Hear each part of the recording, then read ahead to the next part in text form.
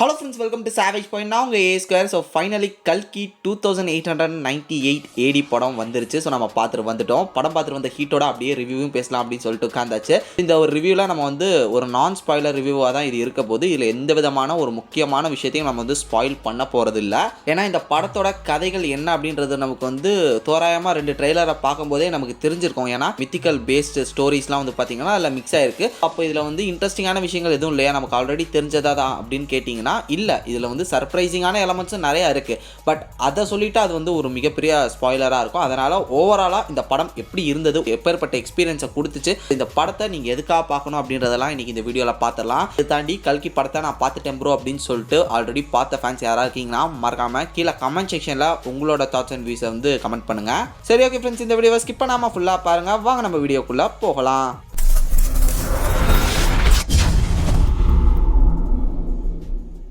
First நம்ம நெகட்டிவ்லேருந்து start பண்ணிடலாம். என்ன ப்ரோ நெகட்டிவ்லேருந்து ஆரம்பிக்கிறீங்க, எல்லாரும் பாசிட்டிவ்லேருந்து தானே ஆரம்பிப்பாங்க அப்படின்னு கேட்டிங்கன்னா, இந்த ரிவ்யூக்கு மட்டும் பாசிட்டிவில் இல்லாமல் நெகட்டிவ்லேருந்து ஆரம்பித்தா தான் கரெக்டாக இருக்கும்னு நான் நினைக்கிறேன். ஏன்னா நெகட்டிவ் பாயிண்ட்ஸ்னு வந்து பார்த்துக்கிட்டிங்கன்னா அது வந்து ரொம்ப கம்மி. ஸோ அதனால் அதை ஃபஸ்ட்டு பார்த்துடலாம். ஒரு முக்கியமான நெகட்டிவ் பாயிண்ட் அப்படின்னாலே இப்போ இருக்கக்கூடிய அந்த ஜென்சி ஆடியன்ஸுக்கு வந்து பார்த்தீங்கன்னா நிறைய ஹாலிவுட் ஃபிலிம்ஸ்லாம் பார்த்து அவங்க ஒரு தாட் ப்ராசஸில் இருப்பாங்க. ஸோ அவங்களுக்கு வந்து பார்த்தீங்கன்னா இந்த படம் ஒர்க் ஆகுமா அப்படின்னு கேட்டிங்கன்னா, நீங்கள் நினச்சிக்கிட்டு இருக்க விஷயம் தான் இதில் நடக்கும் அப்படின்னு சொல்லிட்டு போய் உட்காந்து பார்த்தீங்கன்னா டெஃபினட்டாக இது உங்களுக்கு வந்து டிசப்பாயிண்ட் தான் பண்ணோம். ஃப்ரெஷ்ஷாக ஏதோ ஒரு படம் பார்க்க போகிறோம் அப்படின்னு சொல்லிட்டு பிளாங்காக கொண்டு போய் உங்களை தேட்டரில் உட்கார வச்சா அட்லீஸ்ட் உங்களை இது வந்து என்டர்டெயினாக பண்ணும். ஏன்னா நீங்கள் ஆல்ரெடி ஃபிக்ஸ் ஆகிட்டீங்க. நீங்கள் வந்து ஹாலிவுட்டில் வந்து நிறைய படங்கள் பார்த்துட்டு இதுதான் அப்படின்ற மாதிரி ஃபிக்ஸ் ஆகிட்டீங்கன்றனால உங்களை வந்து என்ன பண்ண போகுது அப்படின்றது வந்து எனக்கு தெரியல பர்சனலி. பட் இந்த படத்தை வந்து பார்த்தீங்கன்னா நீங்கள் எந்த விதமான எதிர்பார்ப்பும் இல்லாமல் போய் உட்காந்து பாருங்க அப்படின்னு தான் நான் சொல்லுவேன். இன்னொரு நெகட்டிவ் பாயிண்ட் அப்படின்னு பார்த்தீங்கன்னா 3 hours 3 மணி நேரம் அப்படின்றது வந்து பார்த்தீங்கன்னா ரியலி ஒரு மிகப்பெரிய டார்கெட்னே சொல்லலாம். இந்த ஒரு 3 மணி நேரம் எப்படி ஓட்டுறதுன்னு இருக்குல்ல, ஸோ ஓட்டுறதுக்கான கதை நிறையா இருக்குது இந்த படத்தில். எனக்கு 3 மணி நேரம் எப்படி போச்சுன்னு தெரியல. பட் மேபி ஒரு சில ஆடியன்ஸ்க்கு இது ஒரு நெகட்டிவ் பாயிண்ட்ஸாக போய் அமையலாம். அதனால தான் இதையும் நான் சொல்லிக்கிறேன். ஸோ இதை தாண்டி இப்போ நம்ம பாசிட்டிவ்குள்ளே போயிடலாம். ஃபர்ஸ்ட் ஆஃப் ஆல் கேஸ்ட் மெம்பர்ஸ்க்கான அந்த கேஸ்டிங்லாம் வந்து பார்த்தீங்கன்னா சூப்பராக பண்ணியிருக்காங்க. பிரபாஸ் வந்து ஒரு பிகஸ்ட் ஸ்டார். ஸோ அவருக்கு வந்து ஒரு கமர்ஷியல் ஓப்பனிங் இருக்குது அப்படின்றதெல்லாம் தாண்டி அவரை வந்து இதை வந்து சூப்பராக பண்ணுவாருன்னு சொல்லிட்டு அவரை அழகாக சூஸ் பண்ணியிருக்காரு. ஸோ அவர் வந்து இந்த ஒரு பைரவா கேரக்டர் வந்து பார்த்தீங்கன்னா அமேசிங்காக பண்ணியிருக்காரு.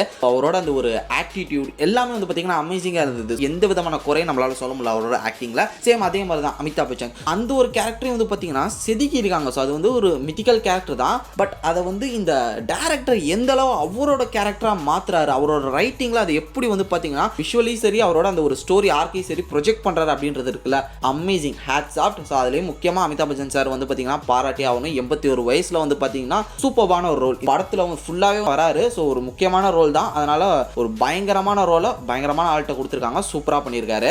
இந்த படத்திலேயே ரொம்ப ரொம்ப முக்கியமான கேரக்டர்ஸ் அப்படின்னு வந்து பார்த்தீங்கன்னா ஒரு 3 பேர் தான் இருக்காங்க. அமிதாப் சார், தீபிகா மேம், தென் பிரபாஸ். இவங்க 3 பேர் தான் வந்து பார்த்தீங்கன்னா இந்த கதையோட ஒரு முக்கிய கேரக்டர்ஸே. இதை தாண்டி மற்ற ஆர்டிஸ்ட்டும் வந்து பார்த்தீங்கன்னா சூப்பராகவே பெர்ஃபார்ம் பண்ணியிருக்காங்க. அவங்களோட பெர்ஃபார்மன்ஸ்லையும் எந்த விதமான குறையும் இல்லை.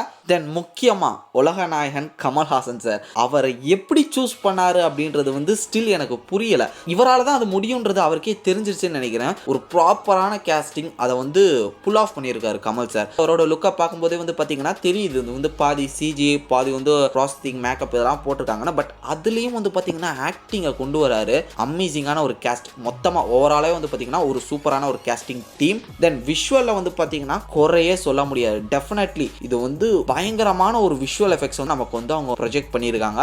அருமையான ப்ரெசன்டேஷன், அதில் எந்த விதமான குறையை சொல்ல முடியாது. ஒரு சில இடங்களில் மட்டும் வந்து பார்த்தீங்கன்னா விஷுவல் எஃபெக்ட்ஸ் வந்து லைட்டாக அங்கங்கே பிசுறு தட்டுறதை நம்மளால் பார்க்க முடிஞ்சிருந்தாலும் ஓவரால் ஃபிலிம்னு எடுத்துக்கிட்டிங்கன்னா இது வந்து டெஃபினட்டாக அவங்க கண்ணில் தெரியாது, கண்ணில் படாது. அந்த படம் போகிற போக்கில் வந்து பார்த்தீங்கன்னா இதெல்லாம் நீங்கள் வந்து கவனிக்க கூட உங்களுக்கு டைம் கிடைக்காது. ஏன்னா அவ்வளோ அமேசிங்கான ஒரு ஸ்டோரி. அது வந்து செம ஃபாஸ்ட்டாக ஒரு இடத்துல பிடிச்சிட்டு அந்த ஃபயரை வந்து நிற்காமல் அப்படியே அடன்னு அப்படியே போயிட்டு கடைசியில் கிளைமேக்ஸில் வந்து பார்த்தீங்கன்னா அடுத்து அங்கே ஒரு பேங்கரில் போய் முடிச்சானுங்க.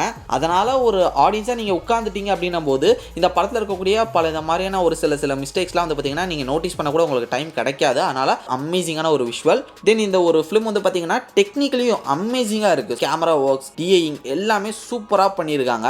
முக்கியமாக ஆர்ட் டைரக்டர் வந்து பார்த்தீங்கன்னா ஹேட்ஸ் ஆஃப், ஒரு வேர்ல்டே கிரியேட் பண்ணியிருக்காரு. ஏன்னா 3 விதமான செட்ஸ், எனக்கு தெரிஞ்சு ஒரு 4-5 லொகேஷன்ஸ் இருக்குன்னு நினைக்கிறேன். தத்ரூபமாக அப்படியே இருக்கிற மாதிரி காமிச்சிருக்காங்க. முடிஞ்ச அளவு அது வந்து பார்த்தீங்கன்னா ஆர்ட் டைரக்ஷனோட அந்த ஒரு ஆர்ட் கல்ச்சர் மூலமாக தான் வந்து கொண்டு வந்திருக்காங்க. இது வந்து விஷுவல்ன்றது வந்து கம்மி தான். முடிஞ்ச அளவு செட்ஸ் மூலமாக கவர் பண்ணிட்டு அதை வந்து அப்படியே விஷுவல் எஃபெக்ட்ஸ் மூலமாக மேட்ச் மேட்ச் பண்ணியிருக்காங்க. சூப்பராக இருந்தது. வெப்பன்ஸ்லேருந்து எல்லாமே வந்து பார்த்தீங்கன்னா கிரியேட்டிவாக இருக்குது. எல்லாத்துக்குமே ஆர்ட் டைரக்டரோட இன்புட் வேணும் டெஃபினட்டாக. அப்படி பார்க்கும்போது அமேசிங்கான ஒர்க். மேபி நேஷனல் அவார்டு கூட கிடைக்கலாம்னு நினைக்கிறேன். ஏன்னா நிறைய விஷயங்கள் இதில் வந்து பண்ணியிருக்காரு.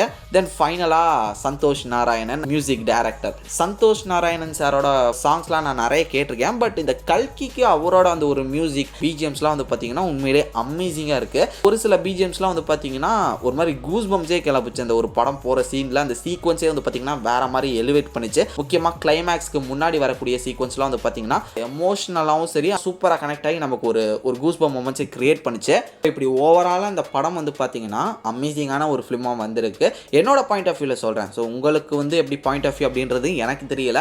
ஏன்னா தியேட்டரில் நான் படம் பார்த்துட்டு இருக்கும் போதே வந்து பார்த்தீங்கன்னா 2-3 பேர்ட்டெல்லாம் கேட்டேன். எனக்கு படம் பிடிச்சிருந்தது. இன்னொருத்தர்கிட்ட கேட்கும்போது ஓகேவா இருந்துச்சு பார்க்கலாம் அப்படின்னாங்க. இன்னொருத்தவங்ககிட்ட கேட்கும்போது ஓகே தான் அப்படின்னாங்க. ஒரு சில பேருக்கு மிக்ஸ்டு ரியாக்ஷனே என்னால் கவனிக்க முடிஞ்சு. அதன் காரணமாக நான் சொல்கிறேன். ஏன்னா ஆடியன்ஸ் வந்து பல விதமாக இருக்காங்க. பட் எனக்கு இந்த படம் வந்து ஒர்க் அவுட் ஆச்சு. எனக்கு இது ரொம்ப பிடிச்சிருந்தது. நான் காலையில் போயிருக்கும் போது அவ்வளோவா கூட்டமும் இல்லை. ஸோ இந்த படத்துக்கு இன்னும் ஒழுங்கான ஒரு ஓப்பனிங் கிடைக்கல. மேபி நைட்டில் வந்து பார்த்தீங்கன்னா டிக்கெட் இப்போ புக் ஆயிருச்சு. ஸோ அப்படி பார்க்கும்போது இனிமேல் இந்த வீக்கெண்ட்லாம் வந்து பார்த்தீங்கன்னா இந்த படத்துக்கு ஒரு நல்ல ஓப்பனிங் இருக்கும் அப்படின்னு நான் நம்புகிறேன் தமிழில். நான் அதான் ஆல்ரெடி சொன்ன மாதிரி நீங்கள் வந்து படம் பார்க்குறதுக்கு முன்னாடி ஒரு பிளாங்காக ஜஸ்ட் இந்த ட்ரெய்லரை பார்த்தது வரையும் ஓகே இதுதான் ஒரு எக்ஸ்பெக்டேஷன் அப்படின்னு சொல்லிட்டு ஒன்று செட் பண்ணிட்டு போய் உட்காந்து பார்த்தீங்கன்னா டெஃபினட்டாக உங்களை வந்து இது என்டர்டெயின் பண்ணும். இதை தாண்டி நான் வந்து இதில் டியூனை எதிர்பார்க்க போகிறேன் இல்லைனா வேஸ்ட்டு அப்படின்ற மாதிரி போய் உட்காந்திங்கன்னா டெஃபினட்டாக இது வந்து உங்களை வந்து சாட்டிஸ்ஃபை பண்ணாது. ஏன்னா அது வேற மாதிரியான கதை, இது வேற மாதிரியான கதை. மேபி அந்த ஒரு கலர் டோன் சீக்வன்ஸ் இதெல்லாம் வேணா வந்து பார்த்தீங்கன்னா அந்த சாயல் உங்களுக்கு கொடுத்துருக்கலாம். ஆனால் இது மாதிரியான ஒரு விஷயம் இங்கே இருக்குன்னு சொல்லிட்டு நீங்கள் நினச்சி வந்து உட்காந்திங்கன்னா ஏமாந்து போயிருவீங்க. அதனால் பிளாங்காக வந்து உட்காந்து பாருங்க, உங்களை இந்த படம் ஒன்றும் பண்ணும். அதுக்கு நான் வந்து பார்த்தீங்கன்னா 100% கேரண்டி. ஆல்ரெடி நீ படம் பார்த்த ஃபேன்ஸ் வந்து பார்த்தீங்கன்னா ஸ்பாயில் பண்ணாமல் உங்களோட தாட்ஸ் அண்ட் வியூஸை மறக்காம கீழே கமெண்ட் செக்ஷனில் மென்ஷன் பண்ணுங்க. சரி ஓகே ஃப்ரெண்ட்ஸ், கூடிய சீக்கிரமே இன்னும் 1-2 நாளில் இந்த படத்துக்கான ஸ்பாயிலர் ரிவ்யூ வந்து பார்க்கலாம். ஸோ கிளியராக இந்த படத்தில் இருக்கக்கூடிய பல விஷயங்களை வந்து நம்ம பிரேக் டவுன் பண்ணி ஒரு ரிவ்யூ மாதிரி ஒன்று போடலாம். ஸோ அதுக்கு எப்பயும் போல தொடர்ந்து சப்போர்ட் பண்ணுங்க. இதே மாதிரி தொடர்ந்து நிறைய இன்ட்ரெஸ்டிங்கான வீடியோஸ் பார்க்கறதுக்கு மறக்காம நம்ம சாவேஜ் பாயிண்ட் சேனலை சப்ஸ்கிரைப் பண்ணி அந்த பெல் ஐக்கனை பிரஸ் பண்ணிக்கங்க. ஓகே ஃப்ரெண்ட்ஸ், அடுத்த இன்ட்ரெஸ்டிங்கான வீடியோலாம் நாளைக்கு மீட் பண்ணுறது வரையும் tata bye bye, take care from A Square.